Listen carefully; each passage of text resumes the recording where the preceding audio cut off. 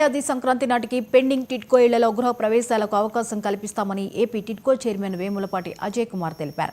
గత ప్రభుత్వ విధానాల వల్లే టిడ్కో గృహ సముదాయాల్లో సమస్యలు తలెత్తాయని ఆయన ఆరోపించారు.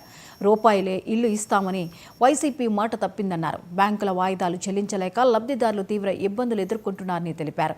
విజయనగరంలో జరిగిన మీడియా సమావేశంలో అజయ్ కుమార్తో పాటు ఎమ్మెల్యే లోకం నాగమాధవి, తూర్పు కాపు కార్పొరేషన్ చైర్పర్సన్ పాలవలస యశస్వి, జనసేన ముఖ్య నాయకులు పాల్గొన్నారు. 3 సంవత్సరాల తర్వాత బ్యాంకులు ఎవరైతే ఈ రుణాలు తీసుకున్నారో వాళ్ళని మీరు రీపేమెంట్ చేయండి, చేయకపోతే మీ సిబిల్ దెబ్బతింటుంది, మీ అకౌంట్స్ మేము సీజ్ చేస్తామని కొంచెం ఒత్తిడి పెంచడం, ఆ ఒత్తిడికి ఆందోళన గురైన చాలామంది వచ్చి మాకు చెప్పడం జరిగింది. ఈ విషయం మీద అసెంబ్లీలో కూడా చర్చ జరిగింది. నేను ఇక్కడ ఈ టిడ్కో గృహ సముదాయాలు టూర్ చేస్తున్నప్పుడు నాకు కూడా చాలామంది రిప్రజెంటేషన్ ఇస్తే దీన్ని మన గౌరవనీయ ముఖ్యమంత్రి శ్రీ చంద్రబాబు నాయుడు గారి దృష్టికి, మా మంత్రివర్యులు నారాయణ గారి దృష్టికి తీసుకుపోవడం జరిగింది.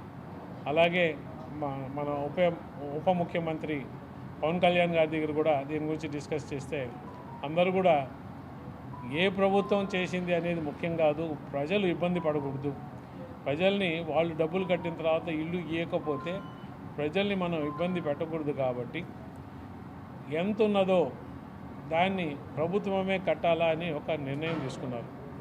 సో మేము దాని మీద ఒక ఎక్సర్సైజ్ చేసి సుమారు 45,000 మంది ఈ విధంగా రుణాలు తీసుకొని ఆ రుణాలని ప్రభుత్వం వాడుకొని వాళ్లకు ఇల్లు ఇవ్వలేదు అటువంటి వాళ్ళని ఐడెంటిఫై చేసి మే 31, 2025 దాకా 185 కోట్ల ఈఎంఐలు వాళ్ళ తరఫున ప్రభుత్వం చెల్లించాలని చెప్పి నిర్ణయం తీసుకుంది. అదే కాకుండా దాదాపు 140 కోట్లు ఆల్రెడీ ఆ డబ్బులు రిలీజ్ చేసి బ్యాంకులను పిలిచి బ్యాంకులతో మీరు ఈ ఎవరైతే రుణాలు తీసుకున్నారో వైసీపీ నేత పెద్దారెడ్డిపై